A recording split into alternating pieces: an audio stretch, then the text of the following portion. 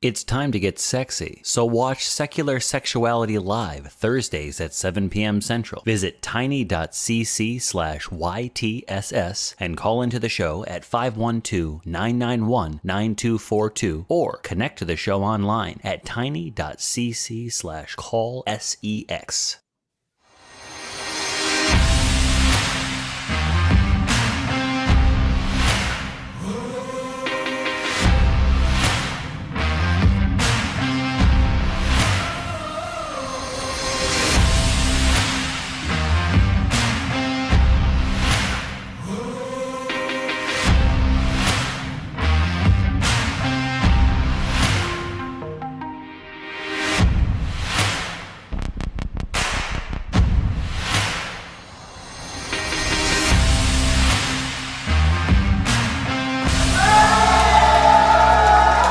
Hello, everybody, and welcome to another awesome episode of Talk Heathen. I am your host today, this Sunday, September 12th, 2021.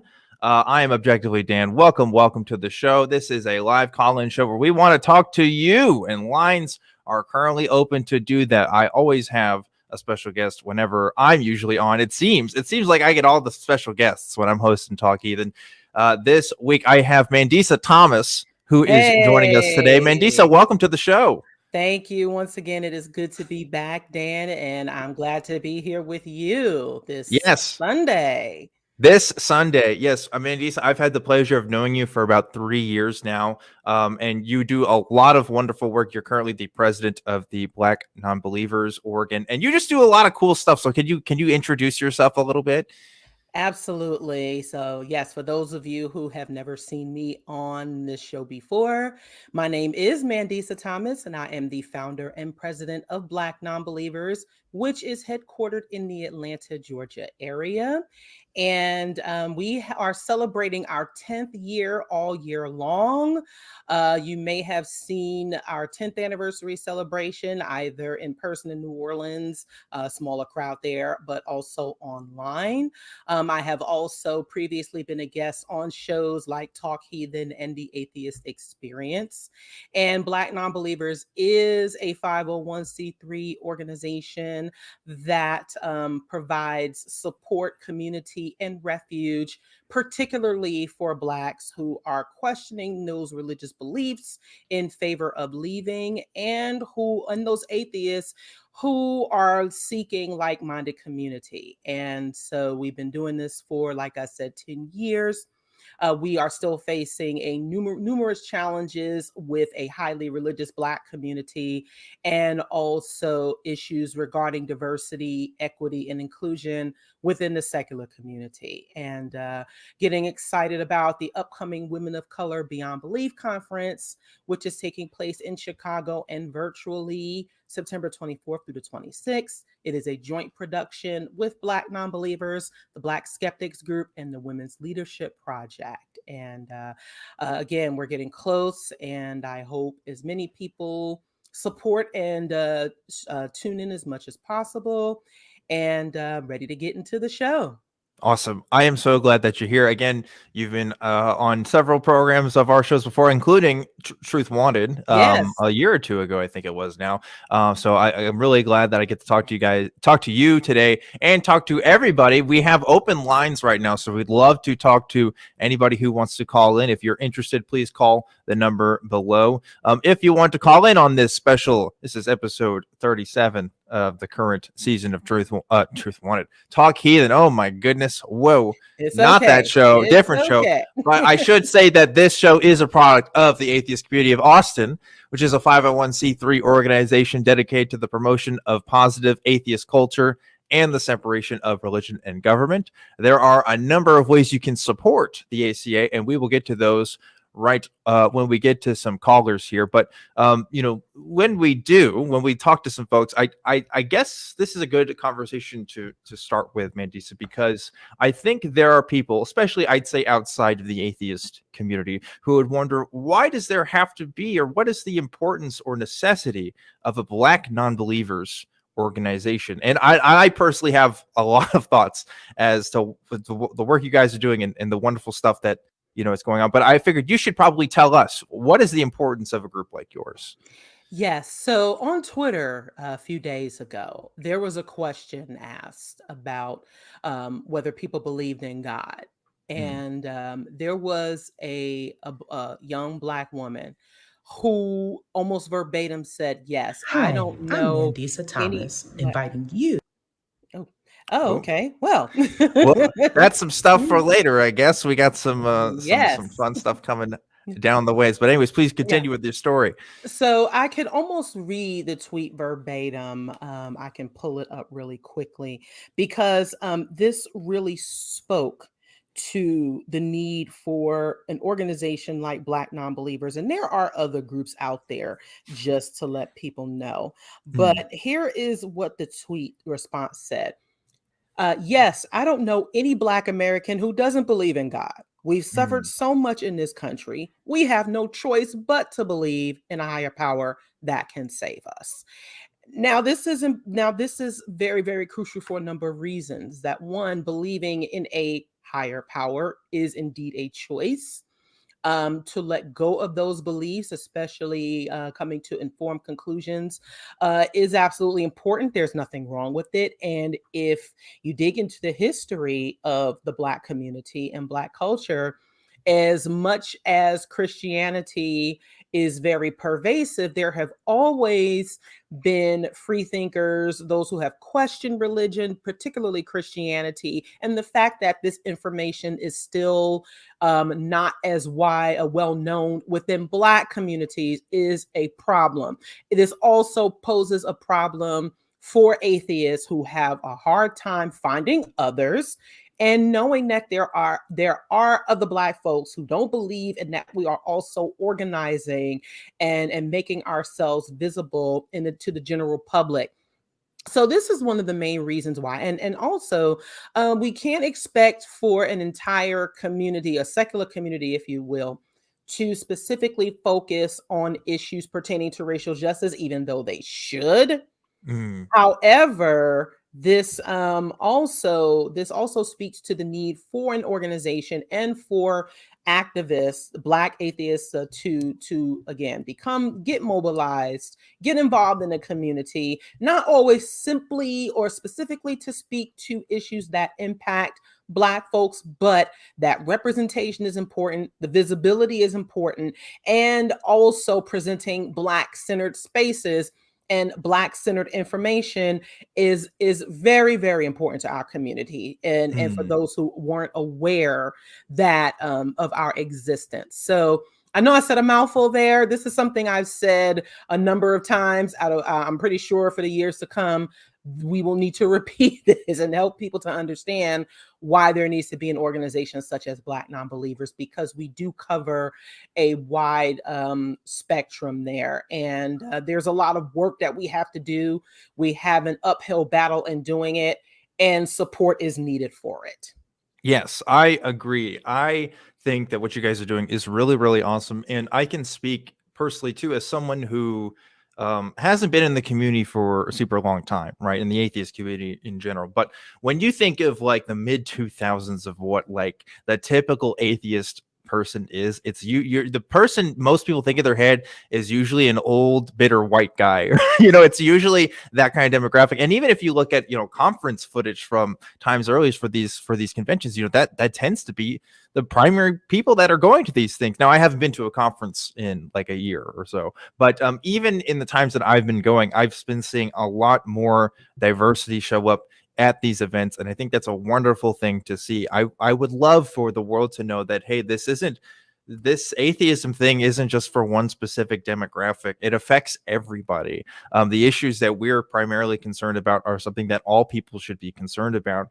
And we shouldn't have, we shouldn't let these kinds of prejudices affect how we understand our religious beliefs too. I have heard people say that you have to be I've heard somebody say you can't be Black unless you're a Christian, right? That Black identity is somehow so intrinsically tied to Christianity that that it's even inseparable. Like that's a common mindset some people have. And I don't know how common that is, but that's something I've heard before, and that's not true. That's true for religions besides Christianity. There's ethno-religious ideas that span across the world. But it's important that we're having this discussion, and I'm really glad that organizations like yours exist to promote that kind of discussion, and also just do the work that you guys do, which is just really fantastic. So we do have, of course, when we have a promo for that conference that you're going to be speaking at in a bit here. So I think we should play that promo real quick, and then we can get to some calls right afterwards. Absolutely, it's so fitting. Yeah, let's play that promo now. Hi, I'm Mandisa Thomas, inviting you to the 2021 Women of Color Beyond Belief Conference. This monumental event, which features all women of color speakers, activists, and authors, will take place from September 24th through the 26th in Chicago, Illinois. Speakers include yours truly, Sikivu Hutchinson, and the nonprofit's own Cynthia McDonald. In-person registration and online streaming options are available. Please visit WOCBeyondBelief.com for ticket information, student discounts, and sponsorship opportunities. Women of Color Beyond Belief is proudly presented by Black Nonbelievers, the Black Skeptics Group, and the Women's Leadership Project. Awesome. And we're back.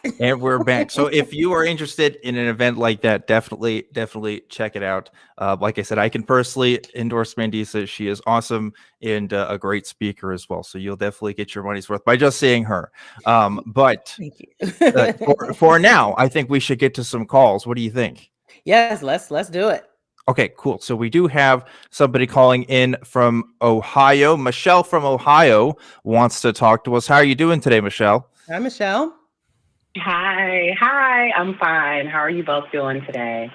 Pretty doing good. Fantastic. How could we help? Good.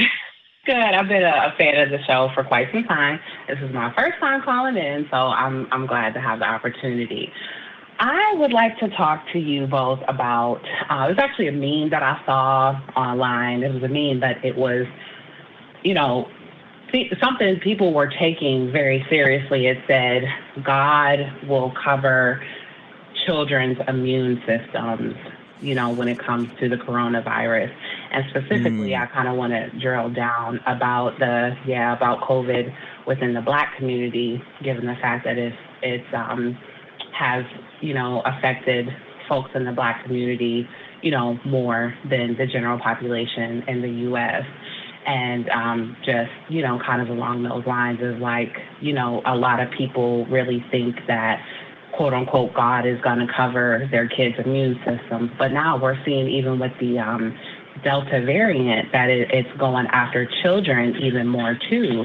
And, specifically with Mandisa, I know this is something that, more or less has been kind of talked about before, but it's just kind of disheartening that a lot of times that high religiousness, in the Black community is kind of, negatively affecting people, instead of doing, there's not that many memes that say, hey, go out and do what you have to do. You know what I mean? Like, talk to a doctor. If you have questions about any type of treatments or preventative things, talk to a doctor about that. There's no memes saying stuff like that. It's just like God will cover their immune systems. Meanwhile, children and people in general are dying, especially Black people.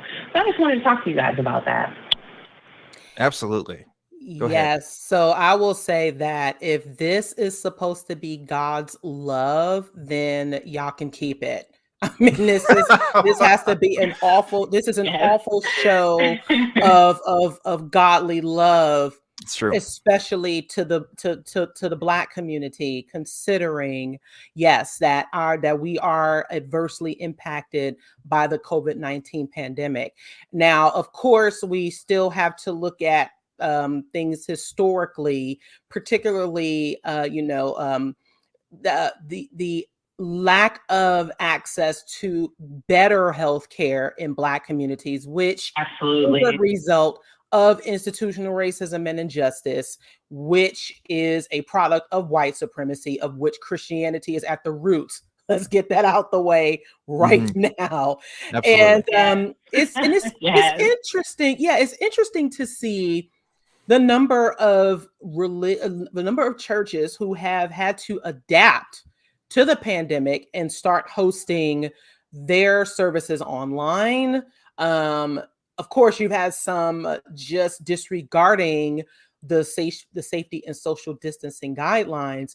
But unfortunately, because many of us Black folks also have a number of underlying existing conditions that makes us more susceptible to dying from COVID than other, than other folks.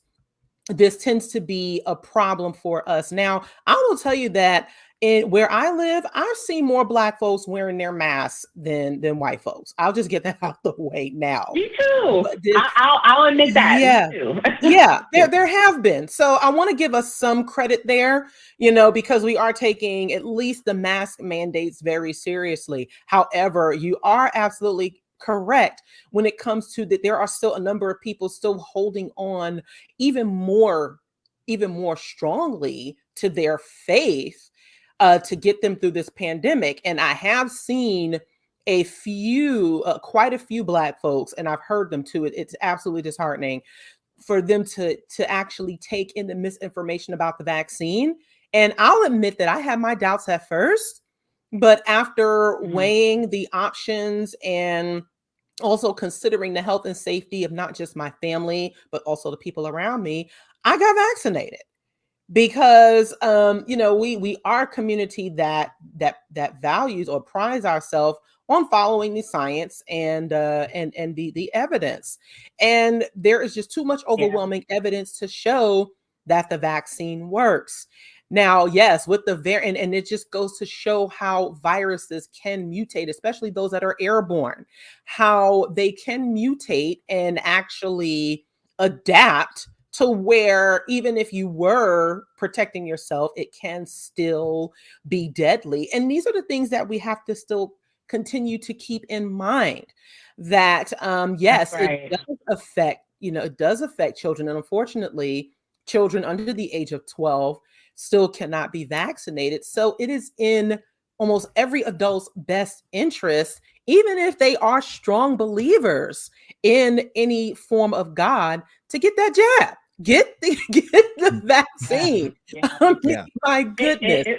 That's right. It was almost like, to me, like all of that is just thrown away. It's like, well, God will cover them. And honestly, I have to keep it real too. Even outside of the Black community, I'm sure you guys all seen, it was last year when everything kind of popped off. The one preacher, I forget his name, he's down south. He was like spitting, him and his like guys were in the pulpit spitting, and he was like Corona night, and he was like spitting in the air. Y'all know what I'm talking about. And it's just like that whole rationality. It was just, I mean, it was kind of funny to me, but I was like, are you kidding me? He was like, I blow the wind of God. Y'all know what I'm talking about. It was I know what you're talking about. It was just horrible. It sounds like a new, I'm sorry, Dan, I'll get to you in a minute. It sounds like the new version of the snake handlers. And that's exactly, that's exactly what these guys are doing. And that is very dangerous. Yes. Of course. Yes, it is very, very dangerous. That's why I think sometimes like the whole part of just being rational when it comes to certain things, in religion, unfortunately, it's just out the window. Like, don't be in the pulpit spitting at people. You're there with 5 guys and you just literally spitting in the air. Like, just horrible. I just wanted to talk about that with you guys. I know hopefully there's other people to call in, but I just wanted to talk to you guys about that because it really makes no sense. And I really try not to watch things like that, but it is just one of the things like where it's kind of hard not to. It's just like you're baffled with the things that people are saying, in spite of the fact that we actually know and that we can actually test. You know what I'm saying? Right. Oh, absolutely. Yes. It's a mess. I think it's important to point out that there's always been this correlation between people's material possessions and their religiosity. In other words, some of the most materially wealthy countries on earth tend to be less religious, and part of that is education. Part of that is access to infrastructure and resources that other countries may not have. But that's interesting. In the United States, we still see these incredibly high rates of coronavirus. It's also because we're an incredibly religious country, I think. And people who don't have the means necessarily to have that same access to infrastructure, people who don't have insurance, will tend to say, well, I'm just going to put everything into God's hands. Going to have God do things for me, because they may not have any other kind of sense of hope otherwise, because they may have to go to a hospital room and have to pay thousands of dollars, that they have to pay off for years and years that they can't do. That is true. That's true, but that's not always the case with folks. I mean, some people really do have the access. Yes, still like that too, and that's even harder for me to fathom. I agree with you.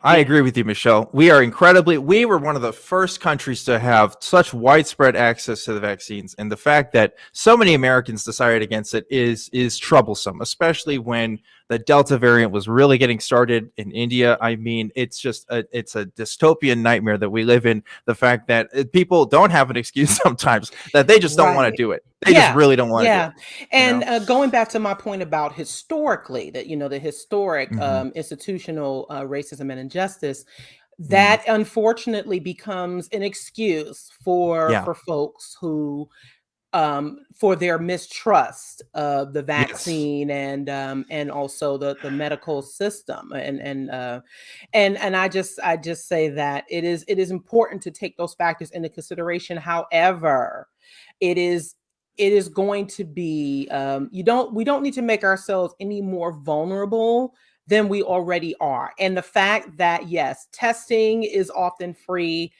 the vaccine is free, and there are people questioning that. So it's like, unfortunately, lack of information and willful ignorance will be costly in the long run, because at this point, people don't have to die.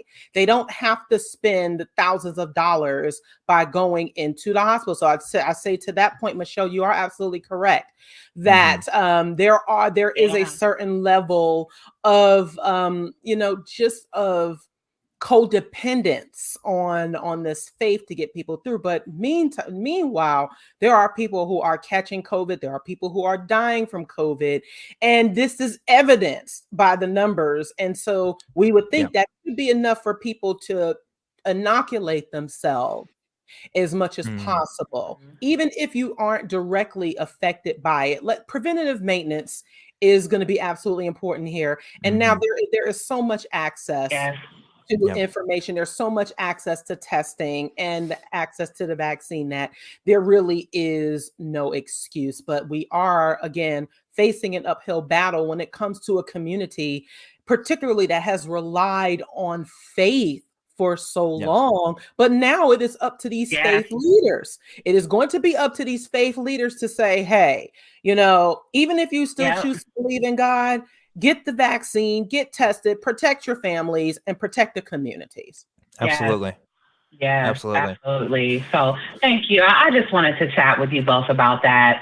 And thank you again so much. Like I said, thank you for calling. And Mandisa, I'm going to be, you're welcome. I'm going to be in class during the conference, but I will be checking your Instagram. I will be checking up and seeing how everything is going. Awesome. And so it is being, you're welcome so much.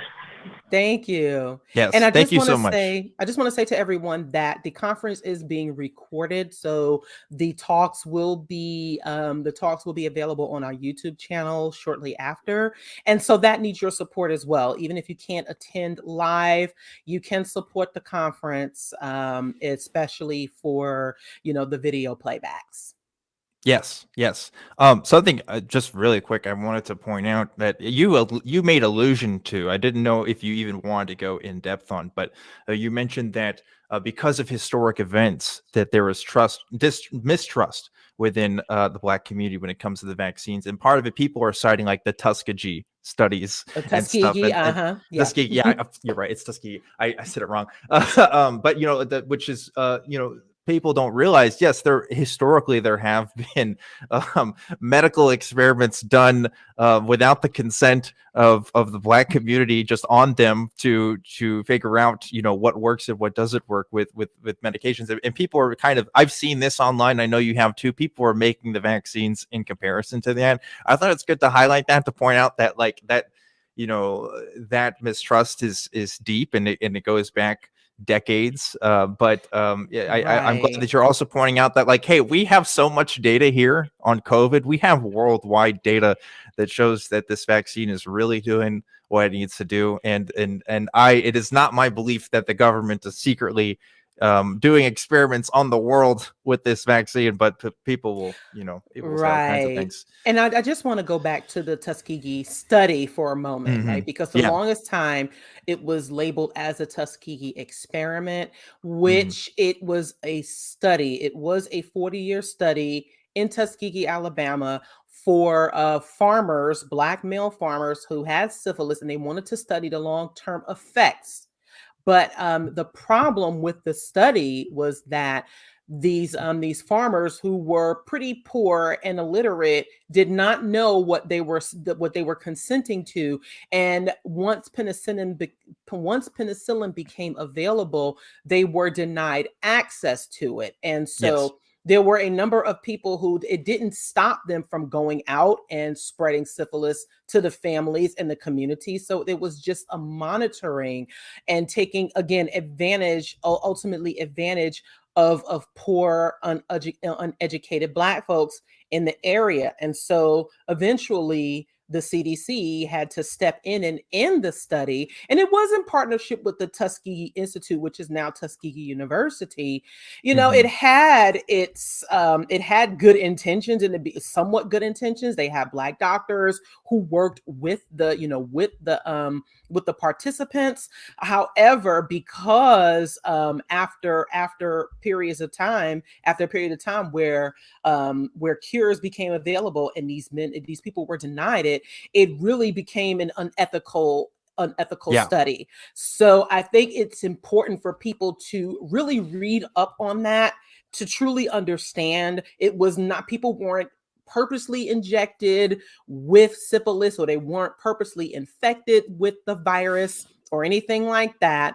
But when it came to the denial of care, when it came to the denial of new information because they wanted to study the long-term effects, that is where that was a huge problem for that study. And I just, again, encourage people, Black, white, whoever, to learn more about that, so that, first of all, so that stuff like that doesn't happen again in the United States or anywhere.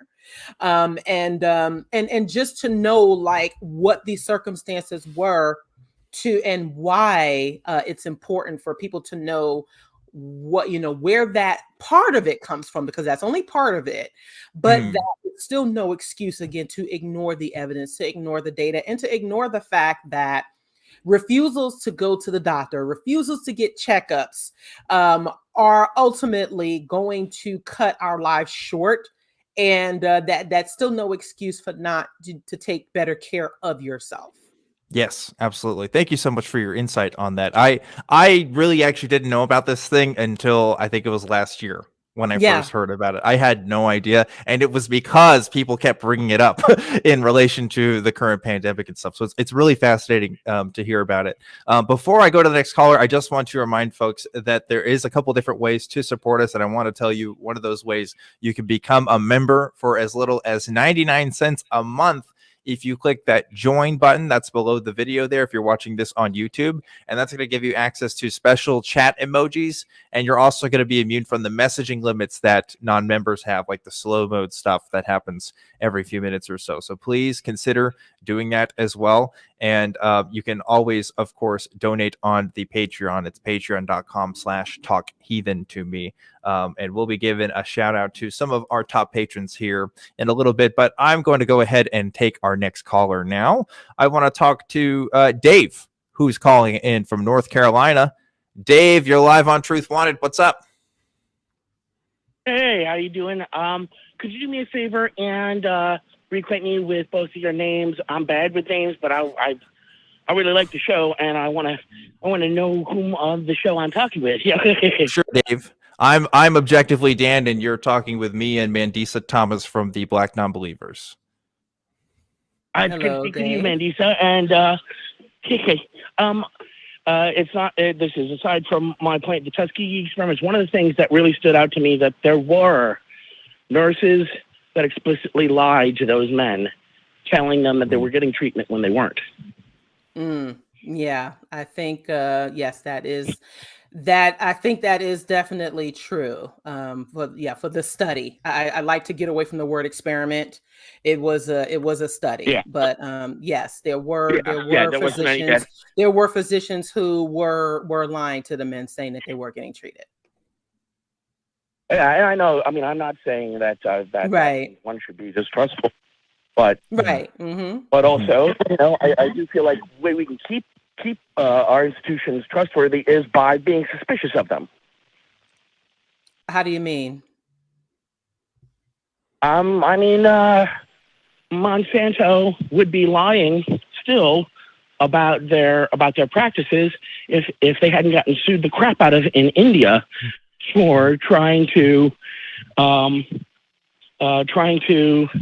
manipulate the laws to do with how you can patent life forms. Dave, real quick, the topic of conversation that you had screened with a call screener was about trouble with talking to your theist children, and I was wondering because I don't want to stray too far off the topic. Can we go ahead and talk about the topic that we screened? Yeah, that makes sense. Thank you. I don't mean to get. I love the show, and I get off on the rabbit holes. Okay, so I worked for many years in children's mental health. I worked as a one-on-one counselor with troubled families, and then I also did some time, a few years, with a lockdown facility for emotionally disturbed kids. And my mother was a school teacher on the national boards, and I grew up reading about helping mode parenting versus socializing mode parenting, and I found that when I went and worked in the troubled boys ward, I don't know the term ward, but I'm going to try not to give away any of their actual lingo because I'm not trying to identify the place, Okay. People I worked with, there was a chapel there I was shocked at, and they said, oh, well, we're officially non-religious, so we can get state funding. That's official. And I was asked several times to join them at chapel, and I avoided talking to them about my atheism. And then they kept sticking me with workers, other counselors, new counselors, that happen to be members of the like an in-group church. And I found that most of the religious people that I worked with seemed to want to project demons possessing these children, and that pushing the Bible on them was in any way a treatment. And while the Institute, of course, could endorse that because that's bunk and that's damaging and that's proselytization, everybody in the church group was aware of this, and it was everybody from the hiring manager down to the nurses. Yeah. That sounds tough. Unfortunately, there is a history of links between diagnosing mental illness to some sort of religious phenomenon, particularly possession via demons and things like that. It's happened numerous times throughout history. There are some people that argue that even the possessions that are talked about in the Gospels, if not totally fabricated stories, are stories about people who struggle with mental illness. It's and I could see them if we're talking about schizophrenia, but they're wanting to invent a devil to explain what we already understand, and there's no explanatory power to it. It doesn't give you any ability to help them to say it's evil doing it. It's true. It's true. Dave, if I can back up for a moment, you said that this organization said they are specifically non-religious, or that they are religious? That they are non-religious, but that they made a clear orientation that is just bullshit. Okay, so technically they are a non-religious organization, but yet they are pushing religion, particularly Christianity. Oh yeah, and when in orientation there was an anonymous number I was given to call for to make complaints, anonymous complaints about the operation. It's just that I looked it up and they've had tons of those and no change. So I chose to try to argue the people I was working with into putting their religion aside for the welfare of the kids, and it made me a lot of enemies. And eventually, I just left there. Yeah, I can see that happening. Unfortunately, obviously, this happens in mental health institutions. It happens in adoption agencies. There's a lot of organizations that, for tax reasons or for whatever kinds of exemption reasons, they'll claim that they're non-religious in order to gain the benefits of such kinds of organizations, and are the opposite, or vice versa. They'll say that they're religious even if they're not. I mean, like, it spans lots of different industries. So this story doesn't surprise me. I don't doubt the veracity of it. And unfortunately, when it comes to legal issues, unless you're ready to pull in a lawsuit yourself, there's not always a lot you can do. There are some organizations like the Freedom from Religion Foundation that are specifically built for situations like this. But even then, they're just one organization, and they have to pick and choose sometimes which cases that they can handle, because they only have so many resources. So I wonder how many organizations out there are like the ones that you experienced, Dave, because it's got to be more than we think, right? Right, and this is something that it's not spoken that goes on in many of these organizations because of the unfortunate reality that they also have to hustle to get their grants, to get their funding, to keep their keep the lights on and keep everything running, so to speak. Not to say that I think there's no corruption in upper management, but that the whole thing gets compromised in the first place by needing to fund it. So I know that, especially, not to say maybe this is incorrect, but especially in the South, appearing friendly towards religious institutions might be very vital to just keeping the doors open. Right. So my question is, has anyone ever took this to the press? Because usually those types of media attention tends to that tends to get these things the ball rolling, especially if there have been a number of complaints that have gone unanswered and unresolved. So usually do you know if anyone has been able to speak with anyone from the local media about this? I couldn't say if anybody else has spoken to local media. I know I haven't, and I tell you, I mean, right now would be years after the fact, though that might not be such an issue. Right. Meaning, if I made a complaint, one of my major concerns, and this is, I don't know, this I feel dirty, like I'm making dirty compromises, but that place, most of the places have a lot more tawdry laundry tucked away in the closet than this issue, though this issue would, for me, would be the major issue. Things like, counselor left kids alone and one of them hurt the other one, So I'm very torn by the notion that if I got that place shut down, those kids won't get any help.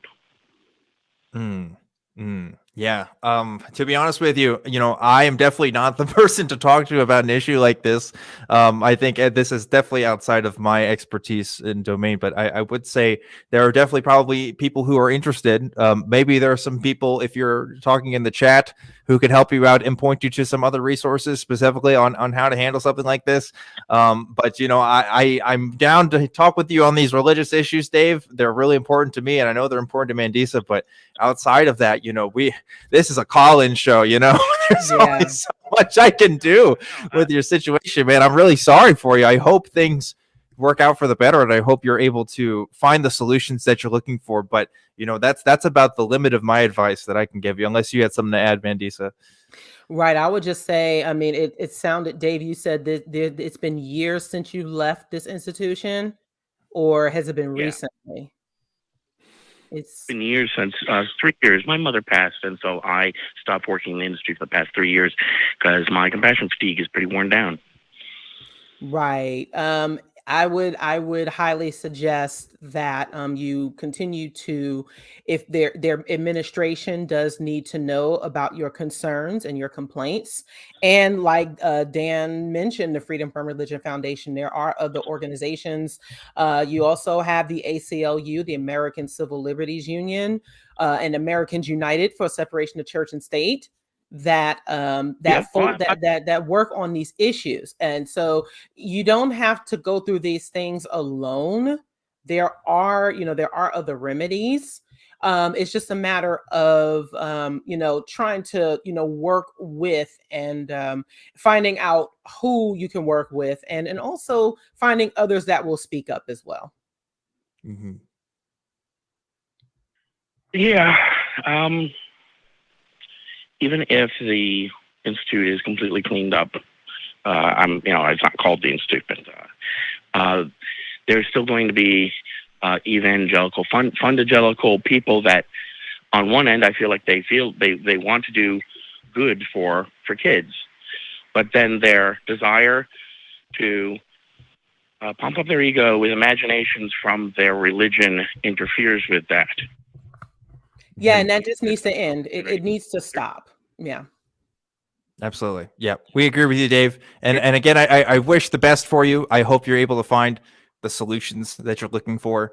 But yeah, that sounds like a really complex issue. Where I'm used to talking to people about how to handle their interpersonal relationships, not how to take down entire businesses and institutions. But I maybe there's some other people that can guide you on that path better. But we're with you in spirit. Definitely. Like I've personally witnessed this myself in places I've worked with, as far as people making decisions based on their religious beliefs and not necessarily what should be done in a secular way, and it's really hard, because it's like, oh, might be the only person who has that same sense of values in the place that you work, and it could be troublesome and make you feel like you're alone.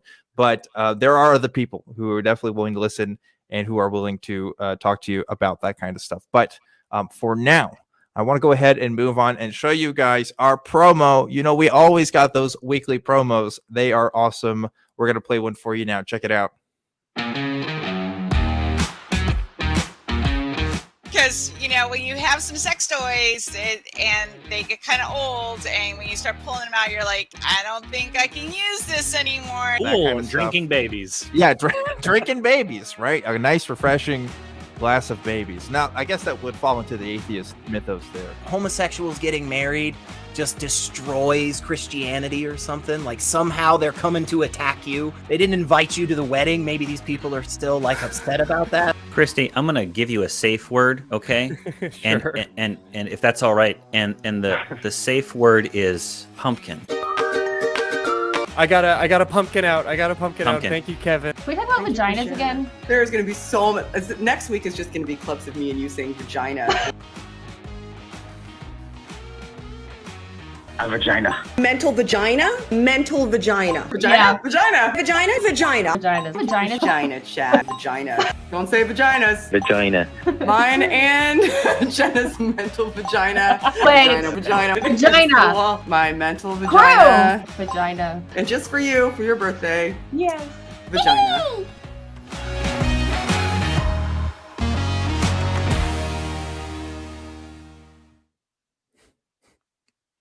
I really do love those promos. These promos have been one of the best things that have happened to these shows in so long. They're so funny. They're such great ideas. Thank you to the crew who helps put those clips together. And thanks to all the hosts who make such funny clips happen. So definitely check out some of those other shows if you haven't already. We've got a lot of shows here on the AEN Podcast Network. So for now, I want to go ahead and talk to some more callers. Here we have another caller. We've got Brad from Virginia calling in to talk to us today. Brad, you're live on Talk Heathen. What's up? Hello, Mandisa and Dan. Thanks for having me on. And Hey. I think I told the screener I called in to basically talk about the path I took to atheism. and how it started, like from like being a kid and stuff.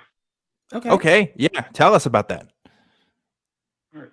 So, kind of just growing up, like, I was never really like exposed to like, you know, only Christian, I guess Christian values, right? My mom was always kind of just like, you know, if you have questions, ask them, and if I don't know the answers, then we're gonna go find them, right? And Sure. it came to like people, I guess people of authority, like people like in church, I guess pastors and stuff, didn't have any answers that I wanted or nothing that they could tell me. And I guess an anecdote was for this was I was kicked out of Sunday school for basically asking how to get all the animals in the world onto one boat. And from a very common story. Like a lot of people, when they ask about the boat questions, it gets a little dicey in the Sunday school room. You know. Yeah, and I was really just asked to, like, you know, please sit outside the room. And I was like, at that point, I'm just like, okay, maybe this is a little bit, there might be like a pony show here. Because I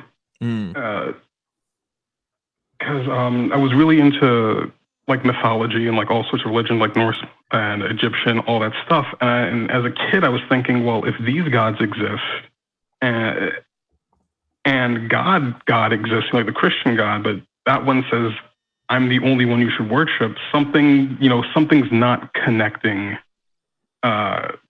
with these stories. And then at one point I was just like, oh, these are all just stories.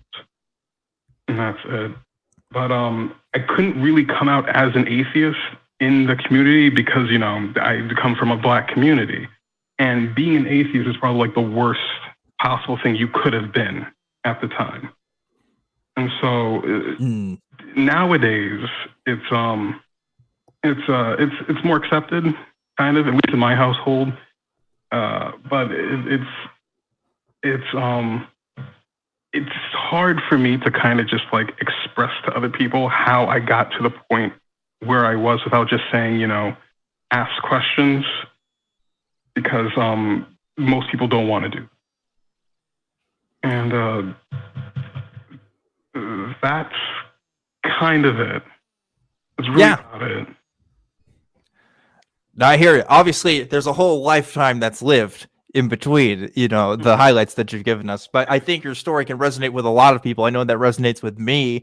I didn't feel comfortable asking a lot of the kinds of questions that I suddenly got interested in when I was older, and I could actually read the Bible and actually figure out, oh, I can look on Wikipedia and read sources of like, oh, where some of these books are dated to and who wrote some of this stuff.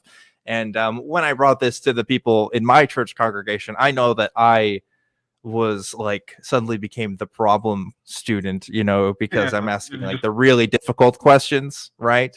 I think I remember asking one time if like I think I was reading a lot about like AI or something at the time, and I asked like, what if an AI could produce a sermon? Like, would it be any more meaningful? And also, does that mean could it be influenced by the Holy Spirit? Because I had this idea that when you preached, it was because God was, you know, influencing you, right?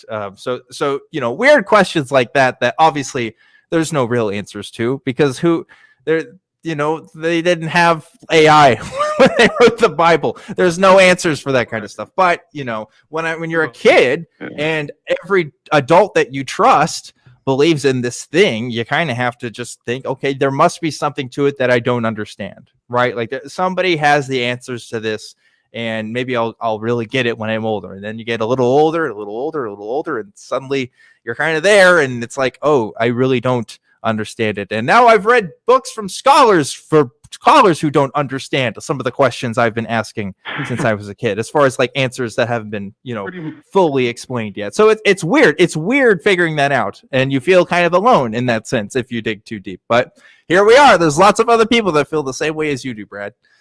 Absolutely. And Brad, you actually are, our experiences are actually similar when it comes to having read different forms of mythology from different cultures.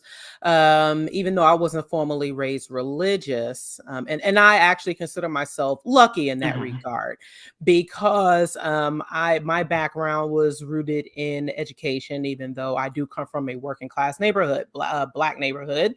But I do understand those questions that you've had. And also, I know for me, it was learning early on about institutional racism and injustice and the challenges that the Black community face, along with the triumphs and the fact that most people attribute that to some God, particularly the Christian God, especially after learning that, Christianity was imposed on our ancestors, like many other cultures have, but the trajectory of the Black community just makes it that much more insidious. And so I understand where you were coming from, where almost everyone within your immediate circle is a Christian and is holding on to that belief so tightly. And if you've ever visited any Black church, you know how magnified or amplified, the belief and the church is. And so that is very, very difficult to kind of, that becomes very difficult to convey. And this is where I try to make people understand, the extra added, burdens or challenges that many Black nonbelievers face. It isn't just simply letting go of the religion or religions. It's also the cultural factor. It's also the social factor that it plays in Black communities, and how it can still be very challenging, even though, again, it's nothing new. But the fact that, there are still, compared to the number of believers in our communities, how challenging it can be to talk to each other and also to come out and actually say that you're atheist or non-believer, to have those discussions. So I totally get it. And you're basically telling the story of many Black folks who have questioned religion, many Black folks who have come out of religion and who have still felt isolated, who have still felt that sense of, well, I can't talk about it with my family unless, or it's going to turn into an argument. It's going to turn into something that somehow, and at some point you say enough is enough. There's only so much of this that you can take. I'm sorry, go ahead. I was going to say, well, luckily within my family, luckily I don't have that issue within my immediate family. Like, we're kind of like a hodgepodge of religion in here. Like, my sister is Christian, but my mom is practicing Buddhist, and I'm atheist, and we have no problem like talking about. Well, that's good. That's pretty good. Yeah, that's really good. Yeah, so it's interesting because, again, as a white person hearing about these experiences, I mean, I've already talked about this with Mandisa before on other episodes and stuff. I think it's important that other white people who listen to this show are recognize and understand that, like, our experience with the religion, even in its most even if it's most evangelical form, even if it's most what I would call extreme form, that experience is going to be even different from a Black believer, because there is a cultural mold that's already there for a white person to not believe and exist in society and like have sort of a place in the culture for that, and there isn't as much for people of color. And like, if you look at some of the most famous atheists, that have come out of the community, like most of them are white guys. They're white people, and like, there's not as many people of color who have representation in the community there. So I can see why the paths make it easier for someone like myself to leave versus somebody else who don't have really those cultural molds to kind of look at. And it's just really fascinating to hear your guys' experiences with that. So anyway, Brad, did you have anything else you wanted to add before we let you go and talk to some of the callers here? No, that's really about it. Like, I wasn't really too sure what to talk about because I didn't want to, perform like kind of like an echo chamber, like, yeah, I don't believe, and like, you know, sort of just preach that. But right. it was really good to hear, like, yeah, for sure. It's always good to hear other people like say the things you've been thinking out loud, right? Like that's something I think everybody seeks out. So yeah, we're that's why we exist. That's why we talk about the stuff we do, and that's why we talk to folks like you, Brad. So I'm glad you're feeling a little less alone with that today. Right. So And validation is important, and the varied experiences and our journeys. There seems to be this idea that all of our journeys out of religion are always painful, right? That we've had some bad experience with the church, that somehow it was such an emotional undertaking that we just had to leave. And that isn't always true. You know, many of us come to this position from a position of, you know, of better understanding and knowledge and a want to know more and to ask these questions, and that skepticism, which unfortunately tends to be undermined when we're younger. But you know, really it's important for people to understand that our experiences vary and that they are all important in understanding how we come together as a community. And no one should ever have to feel bad for what they once believed or even their previous silence, like what you may have, because it's understandable. It's understandable as part of human nature that you don't know where this might go or where the conversations may lead or not lead once you actually express your non-belief. So that's absolutely, it's understandable. And please know that we get it. Yes, we definitely do. Brad, thanks so much for calling into the show today. Really appreciate you doing that. And I hope to hear from you again soon sometime. We're getting some really awesome calls here, Mandisa. I'm glad that you're here talking to me with all these fine folks. So we got a couple more calls that we can get to. Next, I want to talk to Greg. Greg, who's calling in from Texas. Greg, what's going on? Hi. So I've identified as an atheist pretty much my whole life, but I was just looking up ObjectivelyDan. I was looking up your name online, and I found your Twitter account, and it says that you're an Igtheist, and I thought that was interesting because I never heard that term before. So I looked it up, and I'm wondering if I'm more of an Igtheist now, just because it might describe my beliefs a little bit better. So I wanted to kind of hear more about, maybe I'm putting too much stock in just kind of a word you put on your Twitter profile, but like why you've chosen to adopt that term, and maybe kind of also hear from Mandisa. Like, yeah, does she identify with that term? Why or why not? Kind of what more about that term, because I learned about it today for the first time from your Twitter account. Good. Yeah. Well, I'm glad you've talked about it. I do put it there for a reason. And it's not a word that you tend to see too often. And there's advantages to that. And it's also a reason why I put it. So there's a couple different reasons why I choose to use that word. One is the word atheist does not always have an unambiguous definition. And what I mean by that is when I was a Christian, I truly did not know the meaning of the word atheist, because everybody that ever told me about atheism were Christians trying to tell me what atheism was. And it never actually matched up to the reality of what an atheist actually believed or didn't believe. So it's not that I don't like that word. I think that word is useful. Obviously, you know, I'm volunteering with the atheist community of Austin, right? But to the average person, if they're encountering that word and they're not exactly sure what you mean the first time you use it, and they're not interested in looking it up, they might have a different idea of what you actually believe or don't believe. When I use a word like agnostic, that puts the onus on them to actually look that up and see what that means, or at least what other people have described it to be. So there's a little bit of a dynamic there that I appreciate, and it's one of the reasons why I use it.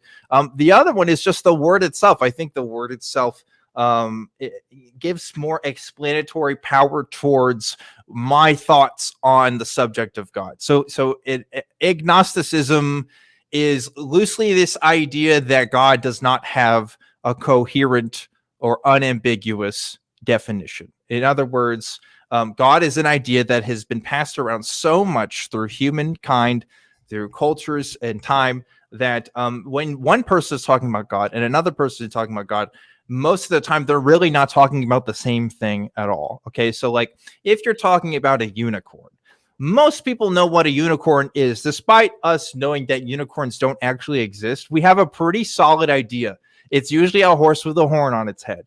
And some people will say, oh, well, what about like, rhinos and stuff? I don't know. There's some weird stuff because there's a specific translation of one of the Bibles that says that there's unicorns in it, but really it's not talking about unicorns like you and I talk about. Anyway, that's a side tangent. So point is, even though that's not necessarily a real thing, most people know what you're talking about. But God is like, I challenge people to find a word more ambiguous than God. It maybe spiritual. Spiritual is probably up there, but like so many people have so many conceptions of God. Sometimes they mean nature. Sometimes they mean the universe. Sometimes they mean Yahweh. Sometimes they mean a multitude of gods contained into one God. That it just doesn't make sense for me to say I don't believe in God, because what am I really saying? We're used to hearing that in a Christian context. But in a worldwide context, that doesn't have the same kind of meaning.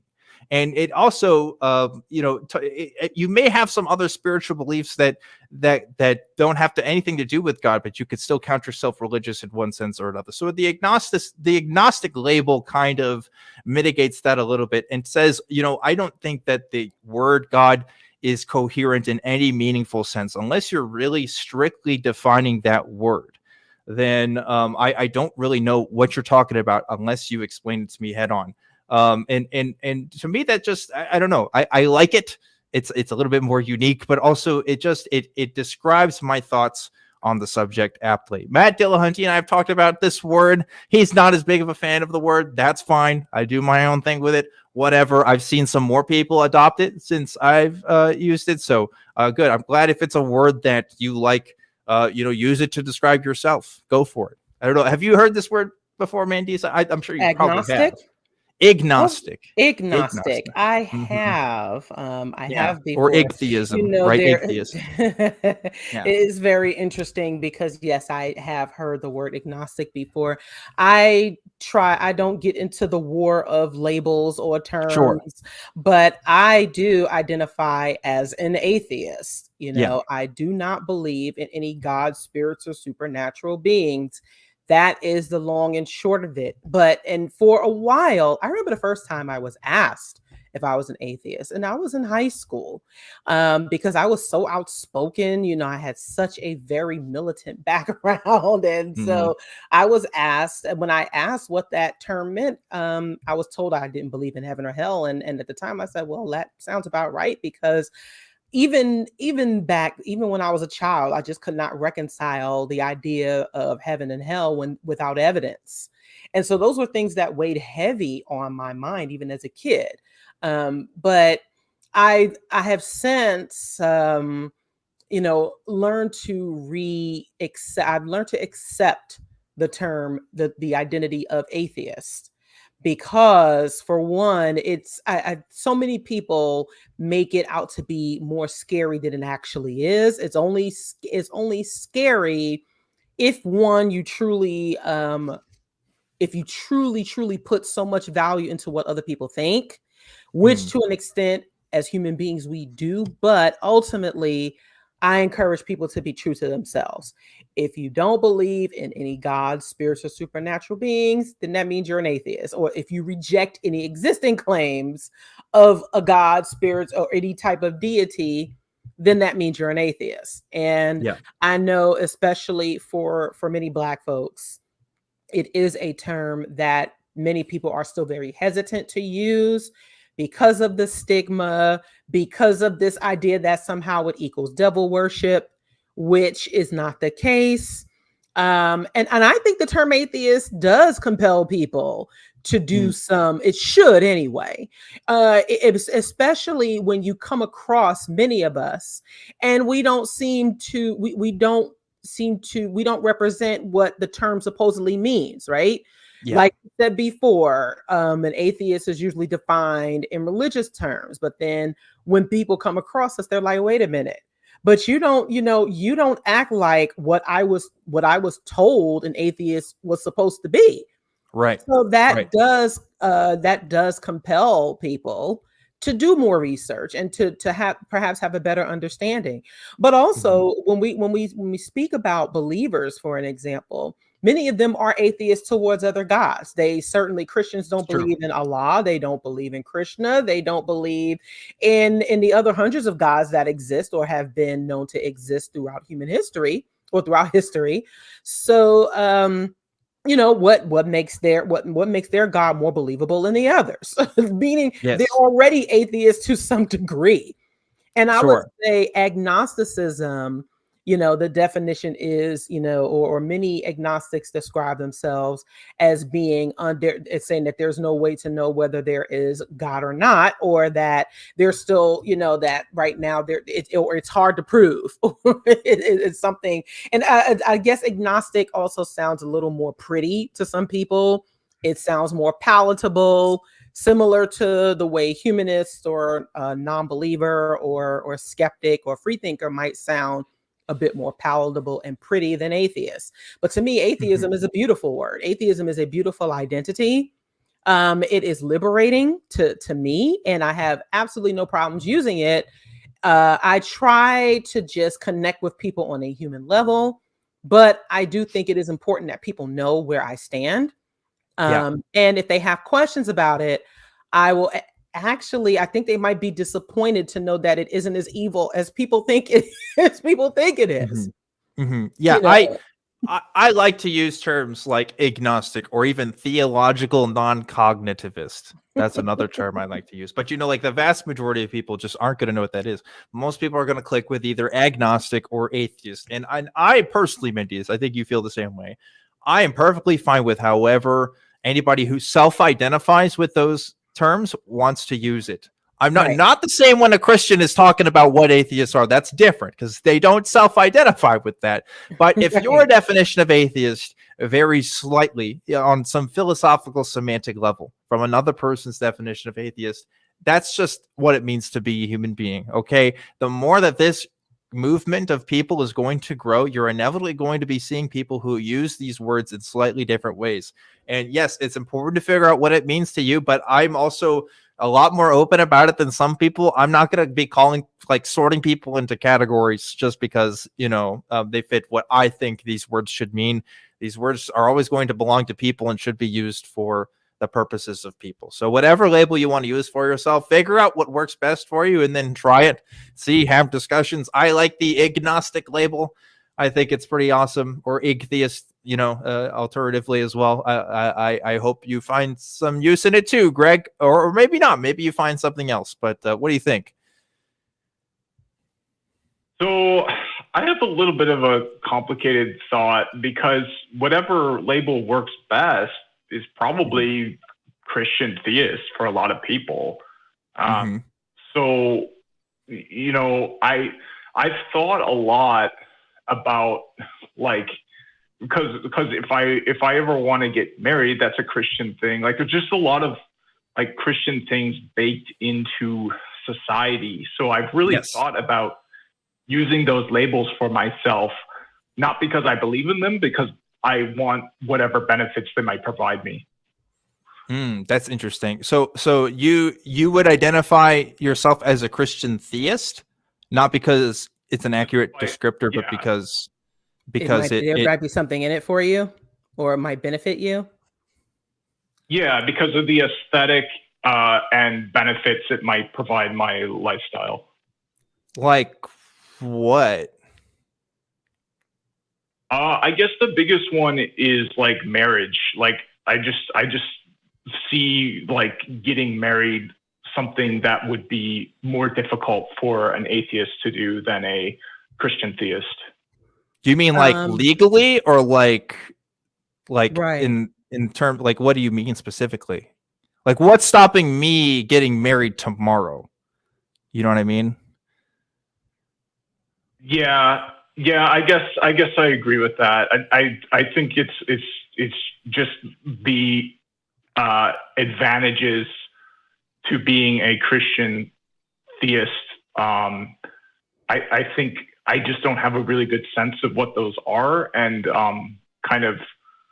I think my temptation to believe that there are substantial advantages to that just might not be grounded in any real evidence. I mean, for me, a lot of the atheists I've met, and myself, I consider myself an atheist, just have thought about things a lot and came to pretty obvious conclusions in my mind. It's not that atheists are in some way living a lifestyle that is kind of lacking in some ways. It's almost that they just kind of thought about things more and are in some ways living a lifestyle that, you know what, Greg, I think it sounds like, to me, tell me if this is true, I think you were like me in that you've grown up in a Christian society that has conditioned you to believe that the values that Christians hold are somehow more superior than the values of other peoples, right? I think that's what it is. Because if you tell a Zoroastrian that you can only get married if you're a Christian, I think some Zoroastrians would have something to say about it, because they've been getting married longer than Christians have, right? So there's definitely a value to the aesthetic of Christianity in religious ceremonies, in what's traditionally been religious ceremonies, like marriage for Christians' sake, right? Not for world's sake, but for Christians' sake. For all kinds of stuff in life, really. The Christian way is supposed to be this superior way. And that's a result of our cultural conditioning. I grew up with that too. I grew up in Central Texas, of all places, right in the middle of the Bible Belt here. Like that was just the lifestyle that I was supposed to live. But it's a very insular way of looking at the world. And it also prevents you from seeing the beauty of other things. There are definitely people who would say that if I got married tomorrow, my marriage would be null and void because it wasn't, done before the Lord, right? But at the end of the day, that is wholly their opinion, and there is nothing they could do to actually demonstrate that to literally be the case. So tell me if that's true to your experience, Greg. Am I hitting on something there, or? Yeah, I mean, I grew up so it was United Church of Christ, so it was kind of not that strict. There was a lot of room for thought. But yeah, I definitely do have that sense where a lot of the things that I was taught were really valuable, and marriage is a good example of that, are rooted in Christian tradition. Yes. And that's wholly not true. Marriage has been an institution long before Christianity was a thing, long before Judaism was a thing. Marriage has been around for a long, long time. And that's unfortunately a fabrication taught by Christians. And you know what? Lots of other religions say they invented marriage too. So, they're not even alone in that. Right. I also have to throw in a thought here about perhaps who might be more benefited by a Christian marriage, whether it is a male or a male identified, or whether it's a woman. Because if you look at the tenets of Christianity, they certainly aren't favorable towards women. The women are supposed to be submissive. The women are the ones that are supposed to be, submissive to, the men and be subject to whatever, the man tells them to do, or whatever their God has, instructed for them. So certainly the question would be, who is a Christian marriage more beneficial to, rather than just in general. And the fact that there are a number of Christian marriages that still end up in divorce sort of renders that incorrect, or we can say otherwise. So whether what is supposed to be ideal for that and then what's reality are two different things. And as someone who was just became a humanist celebrant and has conducted my first wedding this year, I can tell you that marriage is more of a legal thing and not a religious thing. Like Dan said, marriage has been around since way before Christianity, and it predates religions.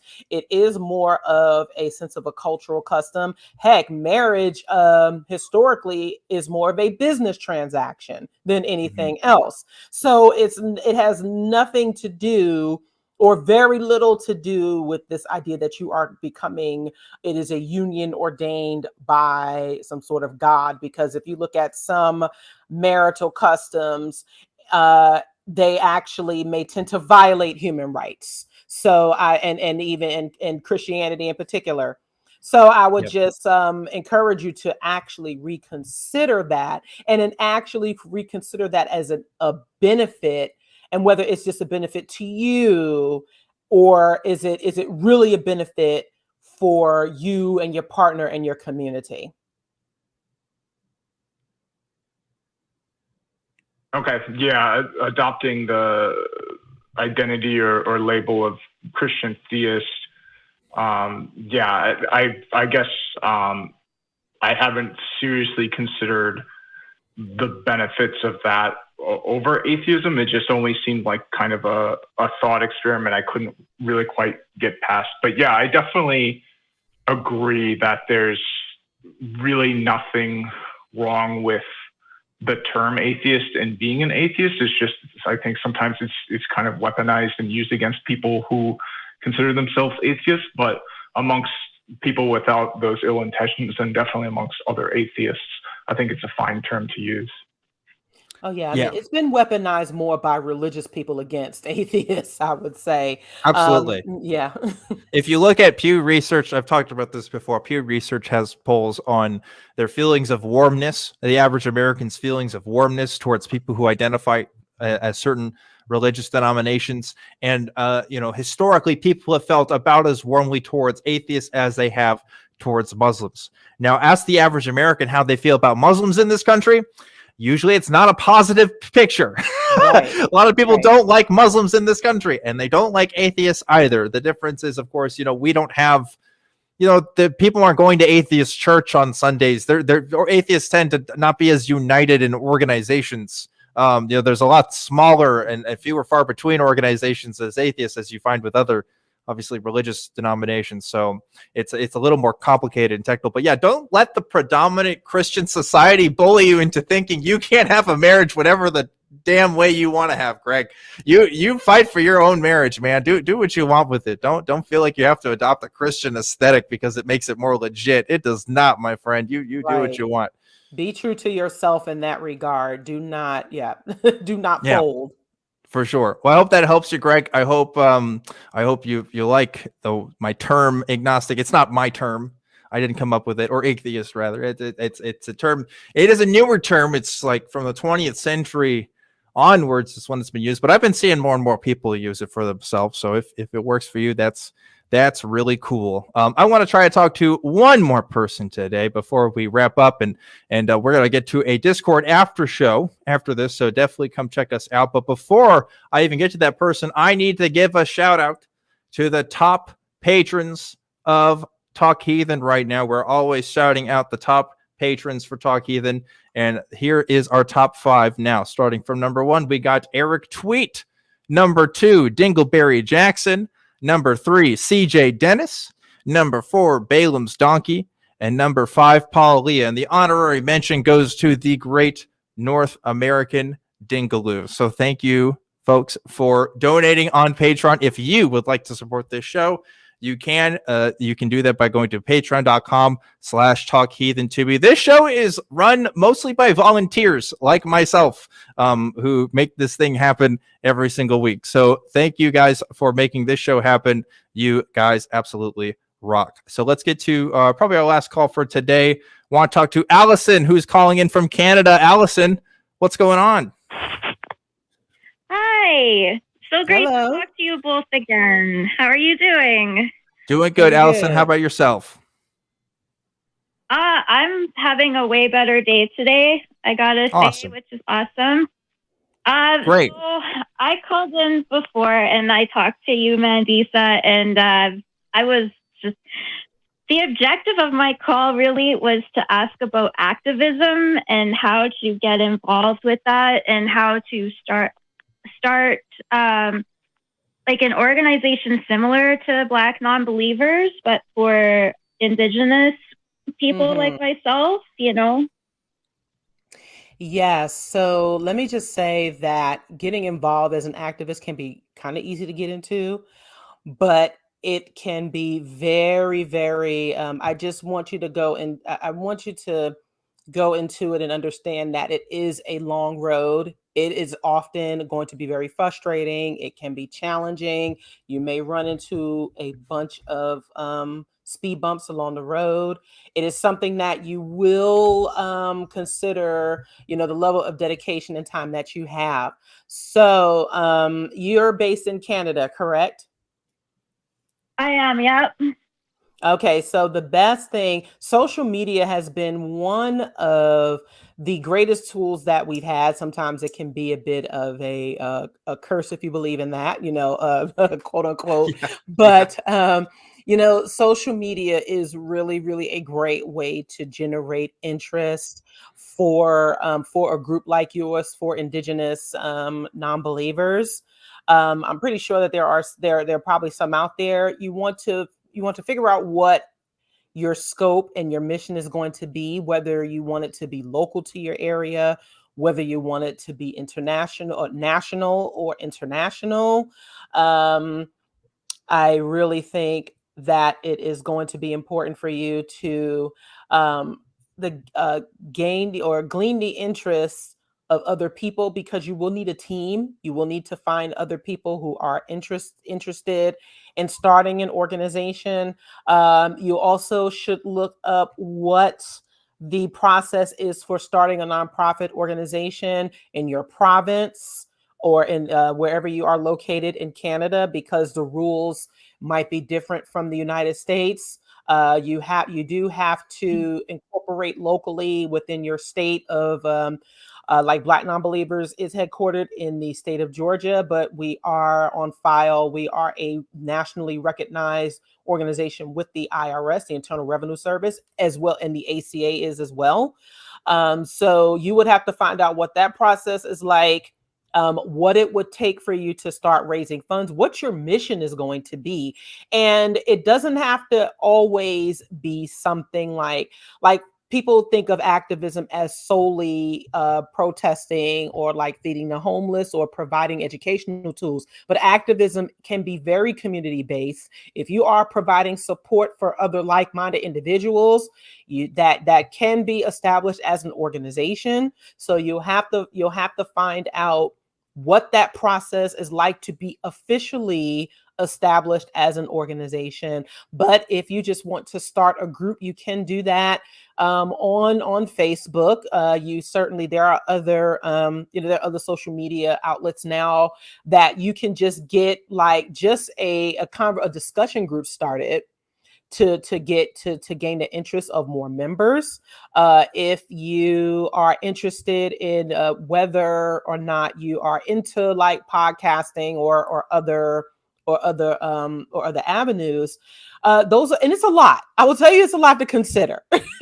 And which means that again, this is where a team comes into place for really, really getting something like this together. You know, certainly these things we don't just wake up one moment, decide we want to start an organization and then just pop it. It just takes off from there. It really does take a lot of planning, strategizing, what name you want your organization to be, exactly, again, who you're trying to reach, what are the long-term goals, and also the other organizations that you can connect with to help you. If you aren't already connected with a local secular organization, I highly recommend that you do. I know sometimes the predominantly white organizations, and this is going to be uncomfortable for some people to hear, sometimes they can be a bit challenging to be a part of, because issues regarding people of color may not be something that they necessarily care about. But when it comes to maintaining groups and establishing organizations, there are some things that you can learn from them. as being a part of their groups. You don't just want to go off without doing your homework. Those groups can be very useful logistically, and if they are, even if they do care about issues beyond just state church separation and the atheist identity, then they might be helpful to you there as well. So I definitely recommend connecting with your local secular organization, some of your national organizations, your international organizations as well. Kind of, just doing some research there, but also again researching the guidelines and the protocols for your, for your area. Yes, and I'm going to go ahead and cut the call off here because we are rapidly approaching our out of time limit here for today. But Allison, thanks so much for calling in, and Mandisa, thank you for that great advice for people who are interested in starting their own organizations. We are now at the tail end of the show, but the show isn't quite over yet. If you want to keep talking to us, we're going to be on the ACD Discord. That's a run a community Discord where we are going to answer some questions on there. So the link to that is down below. It's also going to be in the chat if you're watching this live. So go click that before we head out. But I want to give a very special thanks to Mandisa for being on the show today. Mandisa, as always, it's a pleasure talking with you. Can you plug your stuff again? Where can people find you at if they want to know more about what you do? Absolutely. And thank you once again. It's been a pleasure to be on the show with you this afternoon, Dan. For those of you who would love to get in touch with me and support Black Nonbelievers, please do visit our website at blacknonbelievers.org. You can also find us on Facebook at Black Nonbelievers. You can find us on Instagram at B Nonbelievers Inc. We are on Twitter at B Nonbelievers. The B and the N are capitalized. And we are also on YouTube at Black Nonbelievers Inc. You can support us and make a tax-deductible donation via our website. We are also on Cash App at Black Nonbelievers. And you may also support, you can designate us as a beneficiary on your Amazon Smile account. And once again, I highly encourage you to register for and support the Women of Color Beyond Belief Conference, which is produced by Black Nonbelievers, Black Skeptics, and the Women's Leadership Project. All of that information is on our website at blacknonbelievers.org. Perfect. Thank you so much for giving those plugs. And now it's time for me to give our plugs here for Talk Heathen. Folks, if you like Talk Heathen, this show happens live every Sunday. In a second here, we are going to go into the Nonprofits, which is another show that appears here on Sunday. So stick around for that too. After you join us in our after show, of course. There's, of course, a couple of different ways you can support the show. One of them I already mentioned. You can click that join button below by becoming a member on YouTube, and hitting donate there also helps we have a fundraiser set up there on YouTube, and all that, again, directly goes towards the organization. Most of us are run by volunteers that make the show happen every single week. So thank you to everybody who decides to donate on there. There's also merch. There's a merch store you can check out. Link for that is in the description. We've got all kinds of other shows here as well that are part of the AEN podcast network. So check out those other shows if you haven't already. If you want to follow me, my name is ObjectivelyDan. You can follow me on Twitter. That's where I do a lot of my posting at. And of course, I have to thank the wonderful, spectacular, amazing, super awesome crew that helps make this show happen every single week. Look at that crew. They're working hard behind the scenes, cats and all, making this show work. So thank you, crew, so much for doing what you guys do. You guys rock. Mandisa, we are about to wrap things up here. Do you know what the Talk Heathen outro is? I don't remember. Don't remember? Okay, that's okay. First of all, I gotta do the love rings for you here. Gotta do the love rings. I actually had to pull it up myself because I forgot it for a second there. I'm not used to running Talk Heathen as much, but if crew could post it for me in the chat there, that's so embarrassing.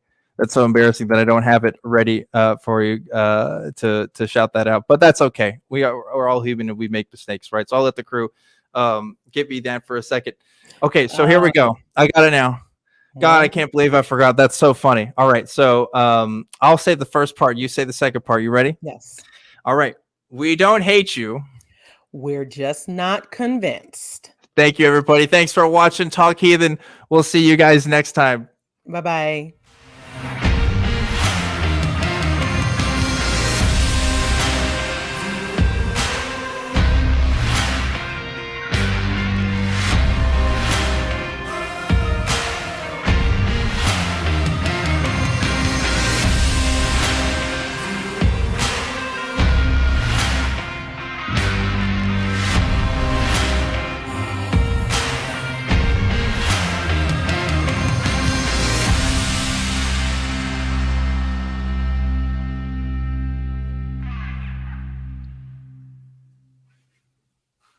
We want the truth, so watch Truth Wanted live, Fridays at 7 p.m. Central. Visit tiny.cc/YTTW and call into the show at 512-991-9242 or connect to the show online at tiny.cc/calltw.